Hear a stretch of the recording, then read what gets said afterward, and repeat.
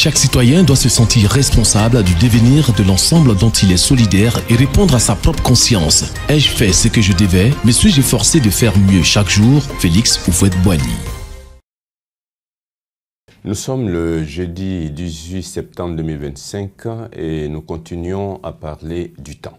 Après les généralités sur le temps, nous allons commencer à parler dans cette émission et dans celles qui vont suivre de l'impact du temps sur la vie citoyenne et sur la vie des communautés humaines.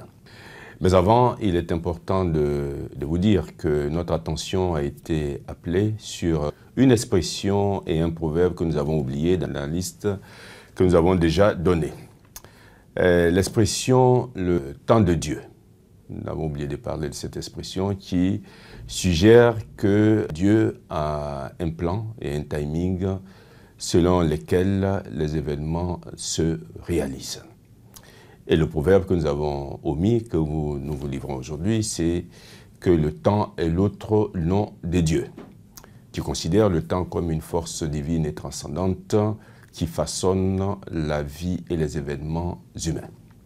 Cela dit, nous le savons, parler du temps, sans jeu de mots bien sûr, nécessite du temps. Tant il y a à dire sur ce thème important. Parler du temps nécessite aussi de trouver une approche qui permette d'en dire l'essentiel, car il est quasi impossible, dans le cadre d'un programme comme le nôtre, de tout dire sur le temps. Alors, nous avons décidé pour cela de nous aligner sur l'évolution du temps de l'humanité qui comprend l'histoire, le présent et le futur. Nous commencerons donc par l'histoire. Qu'est-ce que l'histoire? Le dictionnaire Larousse que nous utilisons dans le cadre de cette émission nous en donne plusieurs définitions qui sont celles qui suivent. L'histoire, c'est l'ensemble des faits décisifs situés dans le passé concernant un sujet, une période, un domaine marquant pour l'humanité. C'est aussi l'ouvrage relatant ces faits.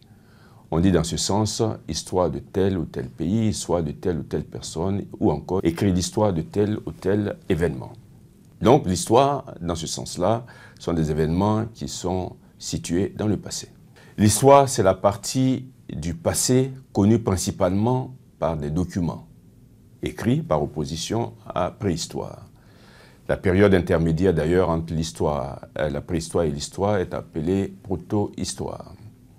Troisième définition, l'histoire, c'est l'étude et la science des événements passés. Dans ce sens, on dit par exemple, elle a une licence d'histoire.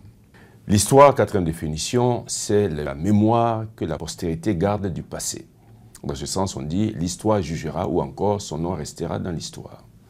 Autre définition, l'histoire, c'est la suite des événements, des faits, des états qui ont marqué l'évolution d'une discipline, d'un domaine, d'un concept, etc. C'est aussi l'ouvrage décrivant cette évolution. Dans ce sens, on dit histoire de l'art, histoire de la médecine, histoire du droit ou encore l'histoire des mots. L'histoire, c'est la relation d'événements concernant un thème donné. Dans ce sens, on dit l'histoire d'un procès. L'histoire, c'est le récit d'actions, de faits imaginaires. Dans ce sens, on dit raconter une histoire à un enfant, synonyme de conte ou de légende. L'histoire, c'est la succession d'événements affectant quelqu'un ou quelque chose.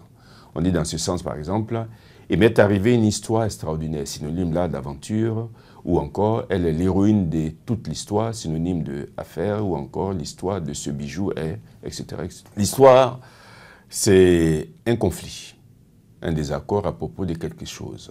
On dit par exemple, ils se sont fâchés à cause d'une histoire d'argent.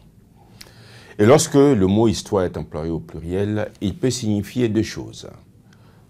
Des propos mensongers, on dit dans ce sens, ce sont des histoires, tout ça.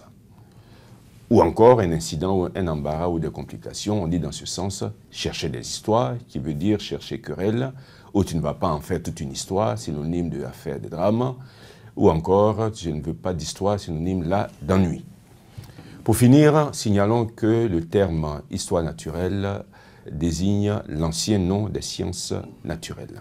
Alors nous allons nous arrêter là aujourd'hui en vous souhaitant de bien vous porter et jeudi prochain, nous allons continuer à parler de l'histoire et de son impact sur la vie citoyenne.